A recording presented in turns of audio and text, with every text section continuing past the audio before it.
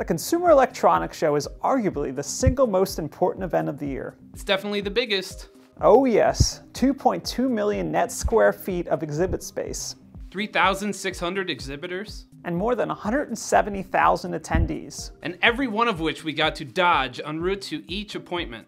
And with the show spread out across the Las Vegas Convention Center. And at least 5 hotels. It's natural you may have missed something. Which is why we'd like to present the top 10 from CES 2015. If CES 2015 was the Internet of Things coming out party, then quantum dots brought the party favors. Essentially a semiconductor nanocrystal, quantum dots have been around since at least 1985. And a longtime fixture at SID Display Week and other optoelectronics events. But they've only recently taken hold in the consumer display market. With the stated goal of offering sharper colors, improved efficiency, and reduced costs, a number of big-name manufacturers use one of the largest captive audiences in the world to accentuate their method of producing quantum dots for high-end TVs. Most were hit or miss. But using the proprietary edge lighting method, QD Vision showed off a very impressive-looking set from Chinese company TCL that achieves 110% color gamut. Their method is cheaper and exhibits a noticeable improvement over comparable 4K models. Ben, go. Cord cutters assemble! Or unite, whatever floats your boat. Why did I even write that? I don't even feel like saying it, you know? Dish Network announced a new service at CES that can deliver live TV without the bloat of traditional cable. Sling TV is a $20 a month no-contract bundle featuring ESPN, ESPN2, TBS, TNT, and more, all streaming live to your smart TV, smartphone, tablet, and PC. For an extra $5 a month, customers can get a Kids Extra package featuring Disney Junior and Baby TV, or a News and Info Extra with HLN and DIY. A Sports Extra package is coming soon. Woohoo! Sling TV is due for release in the first quarter of 2015. It probably won't replace your Netflix, Amazon Prime, or Hulu, but it could mean you won't have to go to a bar anymore to watch sports on cable. And that's a good thing? Oh God, what have I done? Ooh, this is the good one, yeah. Radio frequency identification allows for the wireless transfer of all manner of data. And it's probably the single greatest enabling technology behind the smart home. Being that the unofficial theme of CES 2015 was the Internet of Things, we saw a number of very cool RFID applications. One of the neatest was an RFID-enabled Coke machine from WeFind at the Texas Instruments Village. By tapping a special wristband, the machine recognizes each individual user, their drink preferences, and if you reconfirm, it dispenses said drink. Yeah, it's just a very simple but elegant application of the Internet of Things. Got a giant phablet? Getting horrible cell signals in your car? WeBoost might have a solution. The company, formerly called Wilson Electronics, came to CES with a brand new name and a new in-vehicle signal booster, the Drive 4GS. It's a revamped version of the Wilson Sleek 4G, but now it has a bigger backplate to ensure it covers the antenna on your mammoth smartphone. There's also the Drive 4GM, which sits inside the vehicle and doesn't require keeping your phone in a dock. Both products will help ensure better talk, text, and data while you drive around with a phone that's bigger than your head.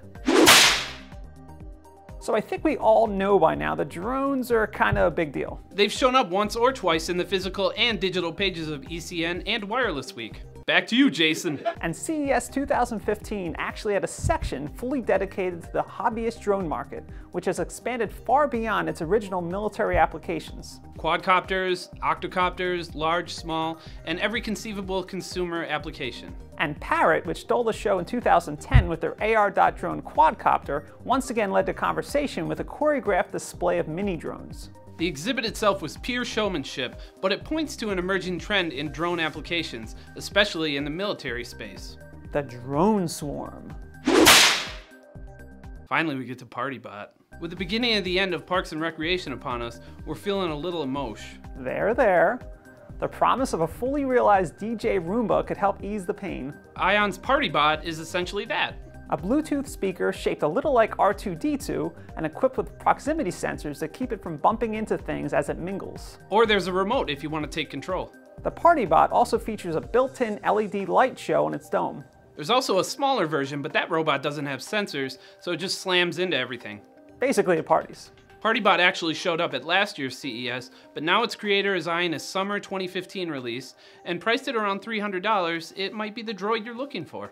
I put a Star Wars reference into everything I do. CES is all about cutting-edge technologies and new product introductions that shake up the industry. And sometimes it's nothing more than a quirky exhibit or unique application which grabs the most eyeballs. Eyeballs! Like XYZ Printing, which showed off their food printer. And a select few tech journalists even got to taste a 3D printed pizza. Leaving the rest of us hungry and more than a little jealous. The food printer is supposed to come out later this year at about $2,000. And all kidding aside, the tech holds great promise for reducing starvation and malnutrition worldwide. Is the Spectrum Crunch real? We may never know, but Ericsson is acting like it is. Ericsson is working with T-Mobile to get license-assisted access off the ground. The technology will essentially use carrier aggregation to include unlicensed airwaves around 5 GHz with carriers' licensed LTE channels. The Swedish network OEM is calling it 4.5G, or a step toward 5G. And 5G is, of course, one better than 4G. It's not actually 5G since 5G isn't even defined yet. But it will help boost capacity and speed when it sees the light of day near the end of 2015. Eyeballs. Samsung used to rule the smartphone market. It still does, but not as totally as it once did. So at CES, Samsung promised to do something about it. And that's to focus hardcore on connecting every single thing it makes. Of course, a lot of things Samsung makes are already connected, but this plan will include connected dishwashers and vacuums. Imagine what you could do with a connected vacuum. The company thinks it can connect everything within 5 years and would only sell smart TVs by 2017. Samsung will invest $100 million this year on developers building an open standard for the Internet of Things. Only time will tell if Samsung's big IoT bet will stem the tide of slumping smartphone sales. But one thing's for sure, the future will have connected vacuums. And last, but certainly not least, I'm proud to say that the incessant 3D chatter has finally belatedly died down. Now, far be it from me to triumph in the demise of any technology. No, go ahead, triumph away. But this was a long time coming. For several years straight, CES drilled every conceivable 3D application into our heads. 3D TV, 3D movies, 3D computers, 3D projectors, 3D eyeballs, all coming at your eyeballs in 3D! Stereoscopy, autostereoscopy, active shutter systems, passive polarized glasses. Without the foggiest idea of whether consumers actually wanted any of it. And as it turns out, they didn't. Never mind the fact that up to 12% of the population can't even see three-dimensional images. But even for those who can see it and don't get headaches or nausea, few thought a visual gimmick was enough of an upgrade over high-end LED or OLED sets. Enough to invest thousands of dollars anyway. Eyeballs! And that concludes our special look at CES 2015. Be sure to check in on Facebook and Twitter and read our entire CES coverage at ecnmag.com. For the ECN channel, I'm Jason Lomberg, and thanks for watching. Eyeballs!